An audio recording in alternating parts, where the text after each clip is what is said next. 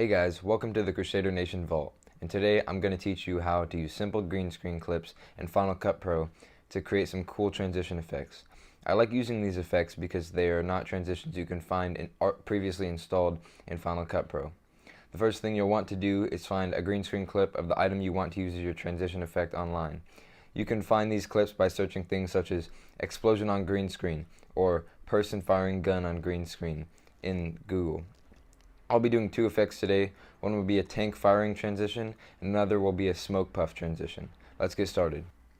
Alright, so first I'm going to be showing you how to use a tank firing on the screen, and it's going to cause something to appear, like so.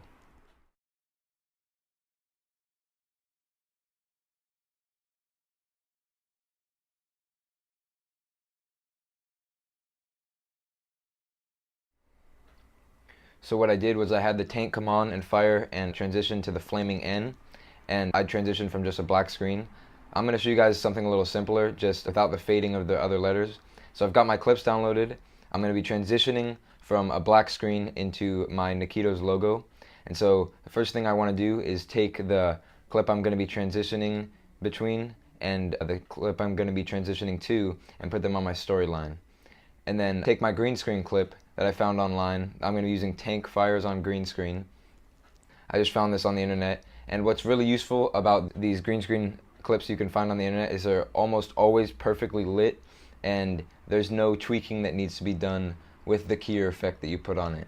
So yeah, now I've got my green screen clip on there, and I'm going to go into my effects panel and drag keyer onto the clip. Now I've got the tank keyed out and there's no more green, it's just driving over the black screen and my logo. So now what I'm going to want to do is zoom in on the clip, and I'm going to find the exact point in which the tank fires. And it's about right there. And so now I'm going to want to have my cursor there, and I'm going to want to mark this point.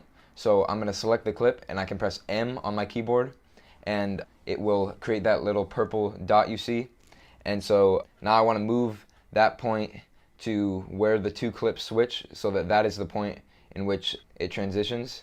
And I'm also going to be using a blank white picture that I found on Google Images for this to create a flashing effect, to create an effect of the whole screen flashing because of the tank firing. That's just for personal effect. You can do it however you'd like.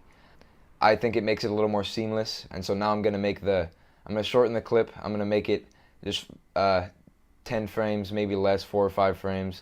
And I want to move it over the point in which the two clips switch, my two transition clips switch, so that after the flash, then the next clip shows up. And also I want to move it similar to the point in which the tank fires as well, so that it all comes together in one point.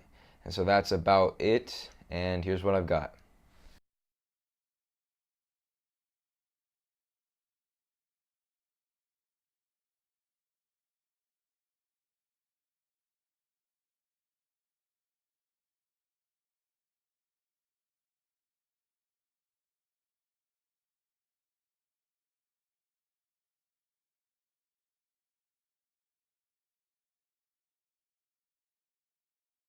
Alright, so that looks good, and now I'm going to show you how to use a smoke puff effect to create a similar transition.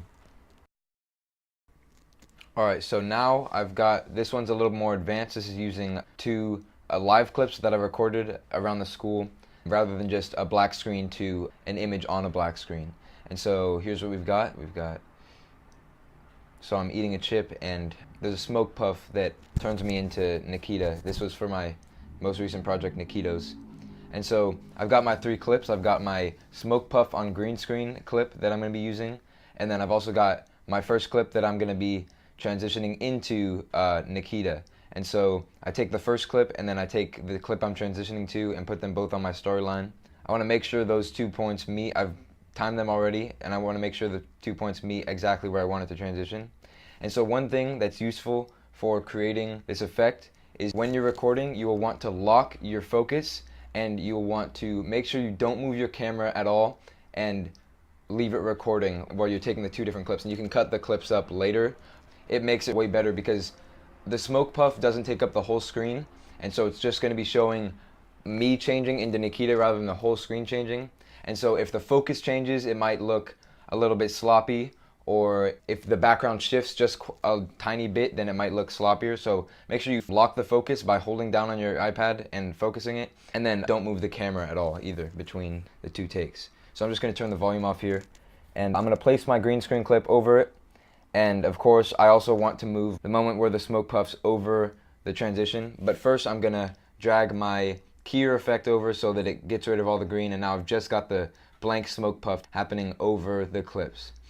So now I'm going to want to move this point where it explodes, and I marked it again just like in the previous one using my M button on my keyboard. I'm just going to trim these all to be timed. And so now I've got it so that right over the point in which the two clips switch, I change into Nikita. And so one of the important things that I like to do is resize the puff and maybe move it around and scale it so that it covers the entire action of us switching, so it doesn't really show anything. All you see is the smoke puff and then the next thing.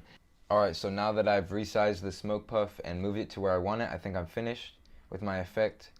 And so I eat the chip and I turn into Nikita. And so the smoke puff covers the whole action, and that's just about what I want. So that's all for Crusader Nation Vault today. Thank you for watching and have a nice day.